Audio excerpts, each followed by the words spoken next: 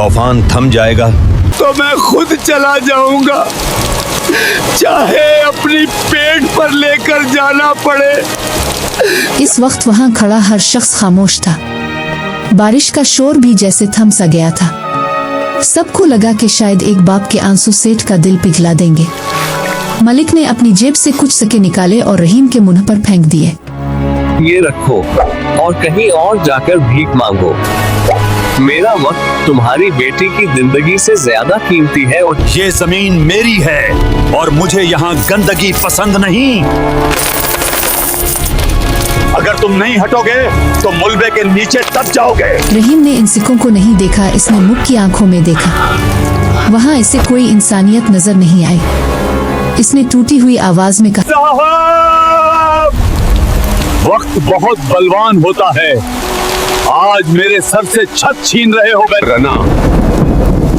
इस वक्त से जब ऊपर वाला इंसाफ की अदालत लगाएगा। मेरी अदालत यही है और मेरा फैसला भी। ड्राइवर, मशीन चलवाओ। सेठ का इशारा मिलते ही बलडोजर का देव हैकल पंजा हुआ में बुलंद हुआ। रहीम चीखता हुआ अपनी झोंपड़ी की तरफ भागा, जुबैदा का नाम पुकारते हुए। लेकिन बहुत देर हो चुकी थी। एक जोरदार धमाका हुआ और मिट्टी की वो कमजोर दीवारें जिन्हें रहीम ने अपने खून पसीने से बनाया था, लम्हों में जमीन बोस हो गईं। बारिश के पानी में मिट्टी, प्लास्टिक और एक गरीब के ख्वाब सब बह गया।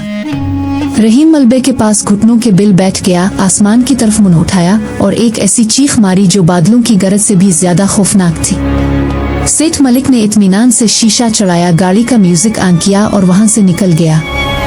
इसे लगा कि इसने सिर्फ एक जमीन का टुकड़ा साफ किया है, लेकिन वो नहीं जानता था कि आज इसने अपनी बर्बादी की बुनियाद रख दी है। मिट्टी के खिलौने टूट चुके थे और सोने की दीवार खड़ी होने वाली थी, लेकिन कुदरत खामोशी से सब देख रही थी और हिसाब का खाता खिल चुका था। वक्त जो कभी किसी का गुलाम नहीं होता, अपनी रफ्तार से चलता रहा। इस तूफानी रात के बाद कई मौसम बदले, कई साल गुजर गए। रहीम की वो टूटी हुई झोंपड़ी अब माजी का किस्सा बन चुकी थी और उसकी जगह अब जन्नत टावर्स नामी इमारत आसमान से बातें कर रही थी। ये इमारत शहर की सबसे महंगी और खूबसूरत इमारत थी, जिसके हर कोने में सेठ मुख का गुरूर झलकता था। सेठ मुख की दौलत अब गिनती से बाहर हो चुकी थी। वो अब सिर्फ एक बिल्डर नहीं बल्कि शहर का सबसे ताकतवर आदमी बन चुका था। लोग उसकी एक झलक देखने के लिए घंटों इंतजार करते। इसके नए महल में हर वो आसाइश मौजूद थी जो इंसान सोच सकता है। मखमल के पर्दे, सोने के बर्तन और दुनिया भर के नौकर चाकर। मुख अक्सर अपनी कामयाबी के नशे में चूर होकर शीशे की दीवार के पार शहर को देखता और मुस्कुरा कर कहता कि ये शहर अब मेरी मुट्ठी में है, कोई मुझे गिरा नहीं सकता। वो इस बूढ़े मजदूर की बद्दुआ और उसके आंसुओं को मुकम्मल तौर पर भूल चुका था।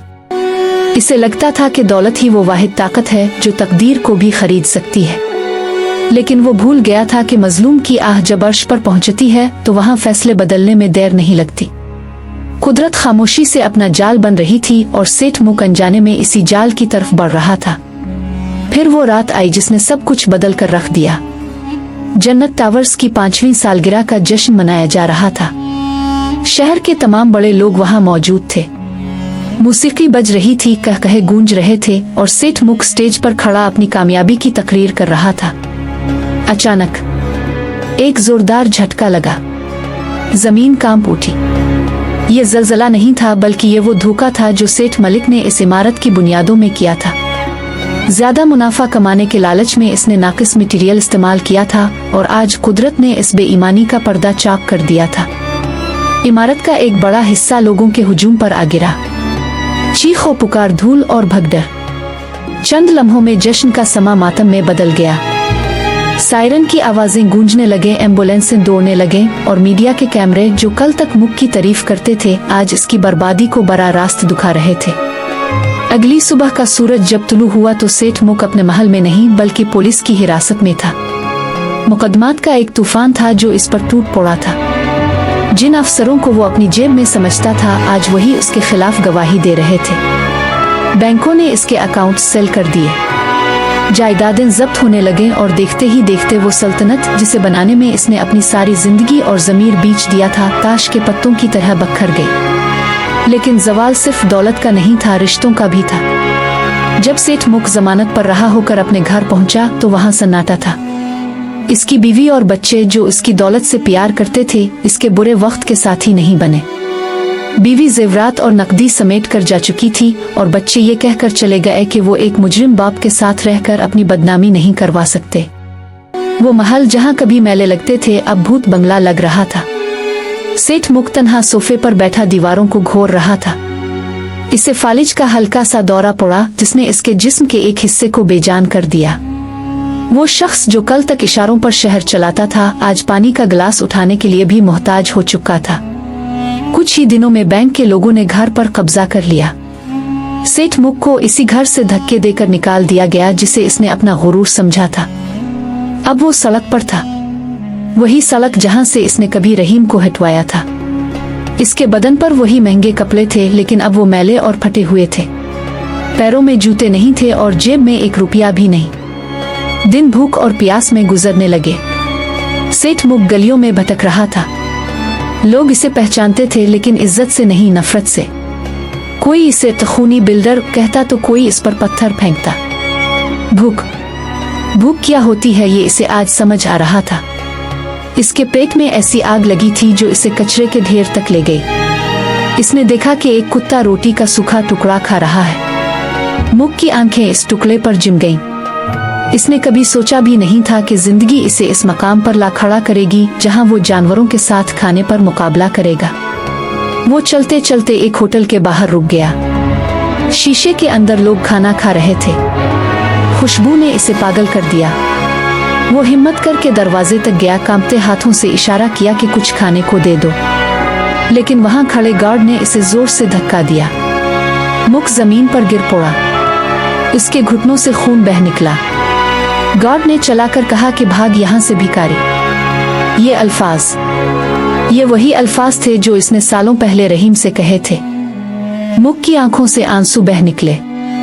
इसे वो तूफानी रात याद आ गई। इसे रहीम का कीचड़ में लथपथ चेहरा याद आ गया और इसे वो बद्दुआ याद आ गई। डरना इस वक्त से जब ऊपर वाला अदालत लगाएगा। आज अदालत लग चुकी थी और फैसला सुनाया जा चुका था। सेठ मुख जो शहर का बादशाह था आज 2 वक्त की रोटी का मोहताज इसी शहर की सड़कों पर मिट्टी में मिल चुका था। दिसंबर की कड़कड़ाती सर्दी ने शहर को अपनी लपेट में ले लिया था। रात का सन्नाटा और धुंध का राज था जिसमें सेठ मुख का वजूद बर्फ की तरह जिम रहा था। कई दिनों से इसने कुछ खाया नहीं था और सर्दी उसकी हड्डियों में उतर चुकी थी। वो लरसता हुआ फुटपाथ के किनारे चल रहा था जहां मौत इसे जिंदगी से ज्यादा करीब महसूस हो रही थी। तभी धुंध के बीच इसे एक छोटी सी चाय की टपरी नजर आई जहां मध्यम सी रोशनी जल रही थी और चूल्हे की गर्माइश का एहसास हो रहा था। मुख के कदम लड़खड़ाए और वो इस दुकान के सामने गिर पड़ा। इसकी आंखों के सामने अंधेरा छा रहा था कि तभी इसे किसी के कदमों की आहट सुनाई दी। दुकान के अंदर से एक नौजवान लड़की बाहर निकली। इसने इस गंदे मैले कुचैले बूढ़े शख्स को देखकर नाक नहीं चढ़ाई और न ही इसे धुतकारा बल्कि जल्दी से आगे बढ़कर इसे सहारा दिया। इसने मुख को लकड़ी के बेंच पर बिठाया, इसके कांपते हुए कांधों पर एक गर्म ऊनी शाल डाली और फौरन मिट्टी के प्याले में गर्म चाय लाकर उसके ठंडे हाथों में थमा दी। चाय की गर्माइश मुख के हल्क से उतरी तो जैसे इसकी जान आई। वो हैरत से इस लड़की को देखने लगा जो अपने हिस्से की रोटी उसके सामने रख रही थी। मुख की आंखों में आंसू आ गए। इसने कांपती हुई आवाज में पूछा कि बेटी, इस शहर में तो अमीरों के पास भी दिल नहीं होता, तुम एक गरीब होकर भी मुझ जैसे भिखारी की मदद क्यों कर रही हो? लड़की के होंठों पर एक उदास मुस्कुराहट आ गई। इसने दुकान की लकड़ी वाली दीवार पर लगी एक पुरानी धुंधली सी तस्वीर की तरफ इशारा किया जिस पर फूलों का हार चढ़ा हुआ था। इसने कहा कि ये मेरे बाबा हैं, उन्होंने मरते वक्त मुझे एक ही नसीहत की थी कि ओ जुबैदा, हम गरीब जरूर हैं लेकिन कभी दिल छोटा मत करना। अगर कोई भूखा तुम्हारे दरवाजे पर आए तो इसे खाली पेट मत लौटाना, क्योंकि छत छन जाने और भूख से तड़पने का दर्द हमसे बेहतर कोई नहीं जानता। मुख की नजरें जैसे ही इस तस्वीर पर जम, इसके हाथ से चाय का प्याला छूटकर गिर गया और मिट्टी में मिल गया। वो तस्वीर, वो चेहरा किसी और का नहीं, रहीम का था। वही रहीम जिसकी बस्ती इसने उजाड़ी थी, वही रहीम जो इसकी गाड़ी के सामने गिलगिलाया था। लड़की ने अपनी बात जारी रखते हुए कहा कि सालों पहले एक जालिम सेठ ने तूफानी रात में हमारा घर तोड़ दिया था। मेरे बाबा इसी सदमे और डांसिस से बीमार होकर चंद दिन बाद ही चल बसे, लेकिन जाते जाते मुझे इंसानियत सिखा गए। मुक का दिल जैसे फट गया। ये मुकाफात अमल का वो तमांचा था जिसकी गूंज इसकी रूह तक सुनाई दे रही थी। जिस बाप को इसने धुतकार कर मारा था, आज इसी की बेटी ने इसे मरने से बचाया था। जिस मिट्टी के प्याले को इसने हिकारत से देखा था, आज इसी मिट्टी ने इसे सहारा दिया था। सेठ मुक वहीं जमीन पर गिरकर फूट फूट कर रोने लगा। वो जुबैदा से नजरें नहीं मिला पा रहा था। वो चीखना चाहता था, मुआफी मांगना चाहता था कि मैं ही वो कातिल हूँ, मैं ही वो जालिम हूँ, लेकिन इसके गिले से आवाज नहीं निकल सकी। पछतावे के आंसू उसके गालों पर बह रहे थे। इस रात सेठ मुक का वजूद खत्म हो गया। इसका गुरूर, इसकी अक्ल सब इस गर्म शाल की गिरहों में कहीं खो गई। इसे समझ आ गया था कि सोने की दीवारें गिर सकती हैं, महल टूट सकते हैं, लेकिन मिट्टी के खिलौनों में जो इंसानियत की रूह होती है वो कभी नहीं मरती। वक्त ने अपना इंसाफ कर दिया था। राख के ढेर पर बैठा वो साबिका बादशाह अब जान चुका था कि असल अमीरी दौलत में नहीं बल्कि दिल में होती है, लेकिन अफसोस ये बात समझने में इसने बहुत देर कर दी थी।